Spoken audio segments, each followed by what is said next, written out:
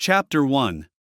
What happens when Earth starts orbiting the Moon? So, imagine this. It's an average Tuesday. You're sipping your morning coffee, checking your emails, scrolling through memes, the usual. Then, just as you're about to complain about your boss or ponder the deep mysteries of why socks always disappear in the laundry, the universe decides to shake things up. Out of nowhere, scientists around the world receive a message they never thought they'd see. Breaking! Earth has begun orbiting the Moon. Please remain calm. Now, I know what you're thinking. What kind of prank is this? A well-timed April Fool's joke, right?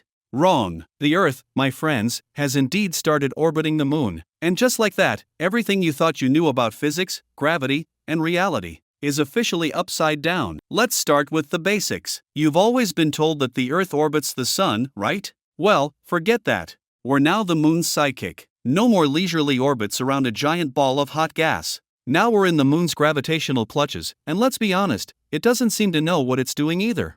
The first sign of trouble? Day and night cycles. You know that thing where the Earth spins on its axis and gives us a 24-hour day? Well, the Moon's pull is a little, let's say, unpredictable. Instead of a nice 24-hour cycle, Earth's rotation has turned into a roller coaster. One moment you're basking in sunlight, the next moment you're plunged into the abyss of an unexpected night.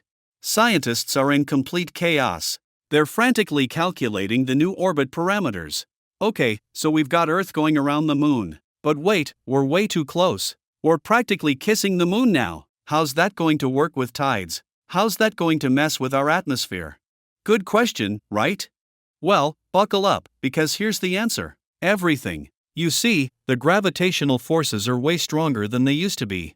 The Moon's pull on Earth isn't just giving us some funky tidal effects anymore. No, it's creating something far more dramatic. Earthquakes. But not your usual let's move some tectonic plates kind of quakes. No, we're talking full-on how's your coffee doing over there? Type shaking. Imagine trying to pour a cup of tea in London, and boom, the table shakes like it's an amusement park ride. Not ideal. Then there's the Moon's proximity. Sure, we've all gazed at the Moon from Earth and admired how big and bright it is. But now, it's practically in your backyard. The Moon's size in the sky? Let's just say it's a little overwhelming. It's like looking out your window and seeing the world's biggest beach ball floating in the sky, and it's just staring at you. For the first time in history, we're on the Moon's turf. The view is breathtaking, terrifying, and slightly disorienting. Oh, and here's where things get fun. With this new orbit, Earth's gravity starts acting up. Since the Earth is now closer to the Moon and constantly being tugged along, gravity itself is going through some serious mood swings. If you thought jumping in the air was fun before, try it now. Every time you jump, you don't just come back down. You hover for a while. And when you land with a thud that echoes through your bones. Hold on, you think, what about the tides? Well, now we're talking megatides. Oceans are swelling like never before. The tide comes in with the force of a tsunami. One moment, you're on the beach, and the next, you're staring at an ocean 50 feet higher than usual. Goodbye beach volleyball, hello swimming in your living room. Meanwhile, the sun's role in all this? Well, it's still there, just hanging out, as confused as the rest of us. Earth isn't spinning like it used to, so days and nights are all out of whack. You're not getting your usual 12 hours of sunlight. Instead, it's more like maybe an hour of daylight, followed by 48 hours of darkness. And repeat. It's like the sun's on vacation and Earth got the memo a little too late. But let's be real, we're not all scientists sitting in a lab somewhere, calculating the effects of this. Some people are just going with it. They've got their moon-powered sunglasses on, they're doing yoga at sunrise, even though sunrise is pretty much a myth at this point, and they're making memes about the whole thing. And just when you think it can't get worse, you hear a scientist mutter under their breath, okay, but what happens when the Moon starts orbiting us? Chapter 2. The weather's gone weird, like, really weird. So, you've probably noticed by now, the Earth's not quite what it used to be. The whole orbiting the Moon thing has stirred up more than just a few headaches for scientists and, of course, it's not just the tides and gravity we need to worry about. The weather's gone absolutely bonkers, and by bonkers, I mean, if you were hoping for some good old-fashioned rain showers, you might want to reconsider.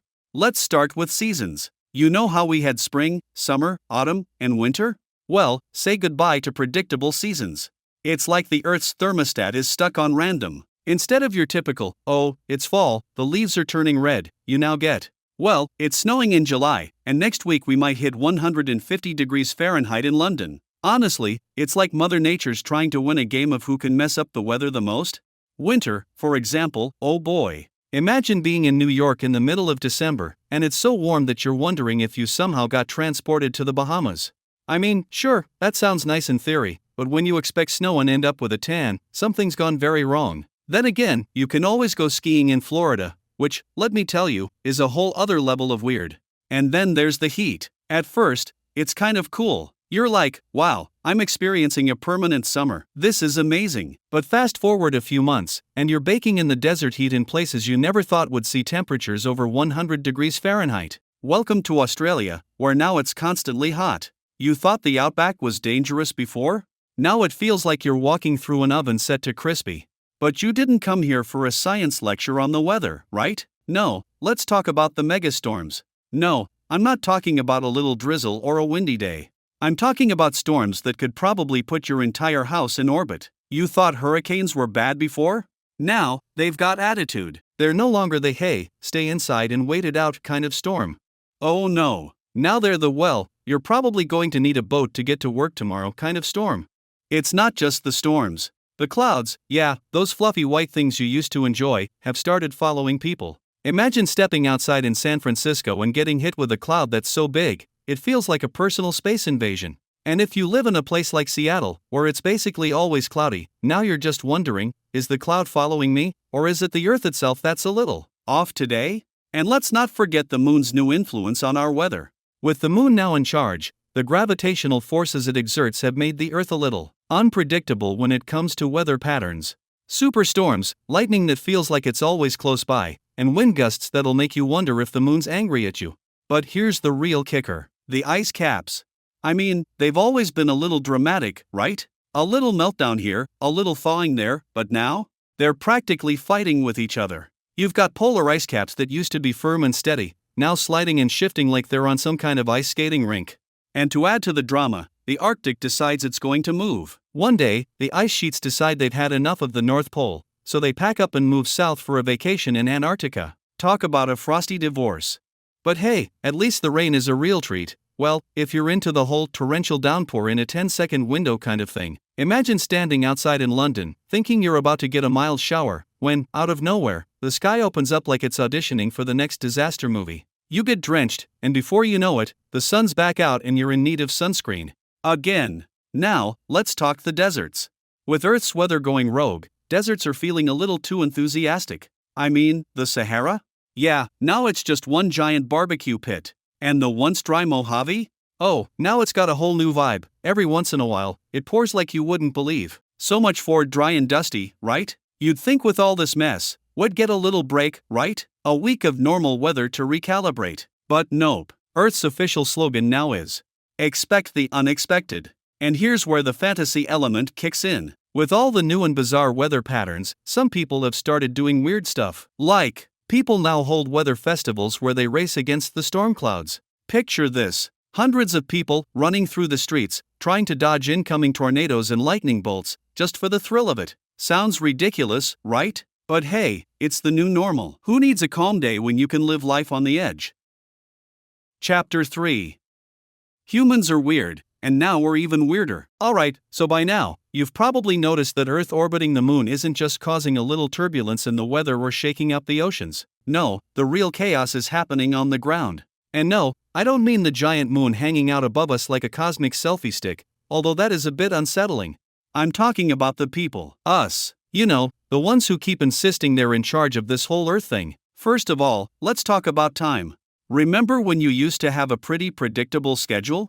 You know, wake up, go to work, grab a coffee, repeat? Well, now it's like trying to figure out whether you're in a dream, a simulation, or just stuck in an eternal jet lag. Thanks to Earth's new orbit, day and night are officially a mystery. 1 minute you're basking in sunlight, and the next minute, it's pitch dark for what feels like forever. People are getting so confused that some of them have started to just treat each day like a random adventure. Take Rachel, for example. Rachel used to be a morning person. She'd get up at 6 a.m. for yoga, have a smoothie, and prepare for a productive day. Now, Rachel's waking up at 3 a.m., deciding it's actually 3 p.m., and heading out for an afternoon jog. It's like her internal clock has gone rogue, and honestly, she's not the only one. People are starting to give up on traditional schedules altogether. Some have embraced the chaotic sleep cycle, while others have gone full-on nocturnal. And then there's society's response to the whole "we might fall off into space at any moment" vibe. Some people are coping like pros.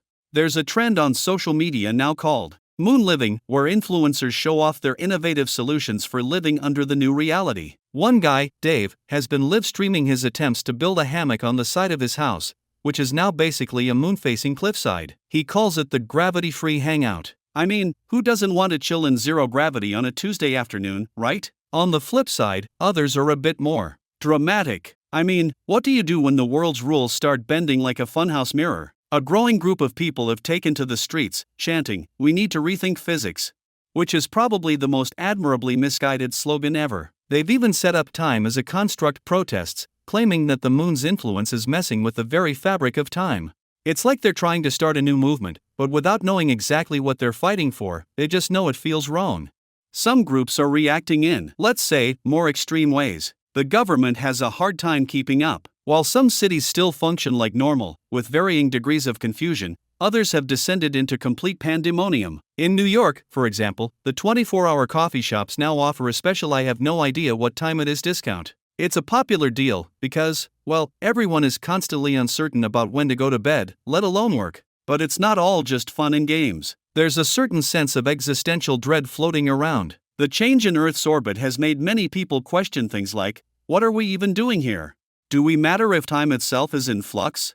And the answer, of course, is yes, you matter. But in this new world, figuring out where you stand in the grand scheme of things has become more of an adventure. And let's face it, adventure is a pretty good word for it, though it's not exactly comforting. Then there's the economy, which has basically just thrown in the towel. I mean, how do you keep your economy stable when the Earth might, at any moment, decide it wants to go a little farther from the moon and swing wildly around in another direction? Some people are hoarding supplies for just in case, while others have thrown themselves into the moon economy. Basically, if you can make a cool product that either references the moon or makes people feel like they're escaping gravity for a few hours, you're golden. The social fabric of society is stretching, too. In the past, if you missed your morning meeting, you'd get a slap on the wrist from your boss. Now, it's more like, "Hey, no worries, we all missed the meeting because the moon is messing with the clocks. Let's just meet under the next full moon, or whenever that happens." And oddly enough, this laid-back approach seems to be working for most people. If you think about it, time has become something to be redefined, and the idea of rushing to get things done in a world where time can't be trusted seems a little quaint. People are starting to embrace the chaos. Of course, not everyone is happy with this new reality. In fact, there are some who are already planning to escape Earth, thinking the moon's gravitational pull might be the beginning of the end. Some people are booking flights to Mars, while others have started packing up and heading to the nearest spaceports in hopes of getting a seat on the next available shuttle. Space tourism, anyone?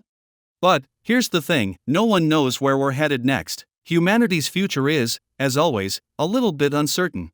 The more the moon pulls at us, the more weird we get. And maybe that's okay. After all, in a world where you can't even trust the time of day, the most important thing to do is just laugh. Because, let's face it, we're all just floating around in space, making it up as we go along.